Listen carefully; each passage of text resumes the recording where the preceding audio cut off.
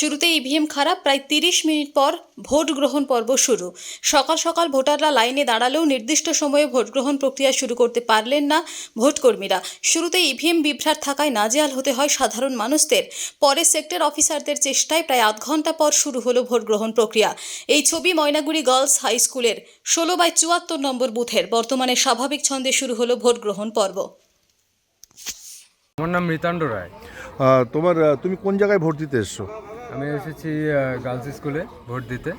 74 নম্বর booth আমার। হ্যাঁ হ্যাঁ 74 নম্বর বলো। হ্যাঁ, 74 নম্বরে ভোট দিতে এসেছি। এসে দেখছি যে মেশিন খারাপ। তো এখন অপেক্ষা করছি কখন মেশিন ঠিক হয়, তারপরে ভোট হবে। কতক্ষণ থেকে মেশিন খারাপ আছে? এটা আমি তো মোটামুটি 15 মিনিট হলো আসছি, দাঁড়িয়ে আছি। আরও অনেক লোক এদিকে দাঁড়িয়ে আছে, দেখেন এদিকে এখন অনেক। তো মকপল হয়ে যাওয়ার পরে কি এরকম? হ্যাঁ, মকপল হয়ে যাওয়ার পরে কি খারাপ হয়েছে? না, প্রথম থেকেই খারাপ। আমি আসার পরে দেখছি যে খারাপই আছে। মানে একজনও ভোট দিতে পারেনি? ভোট সম্ভবত এখনো হয়নি। আপনার নাম?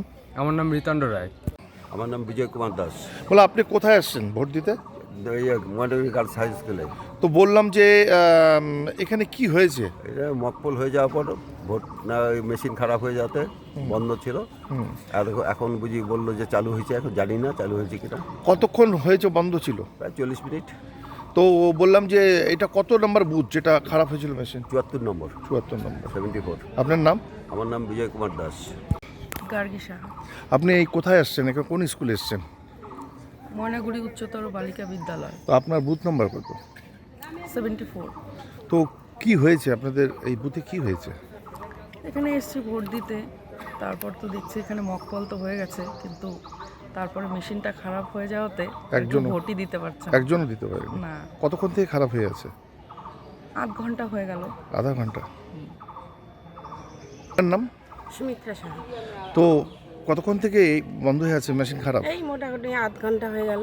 মেশিন খারাপ হয়ে আছে? হ্যাঁ লোক এসছে মেশিন সারাতে? হ্যাঁ হ্যাঁ, মেশিন বলা হলো যে নতুন মেশিন আসবে নাকি।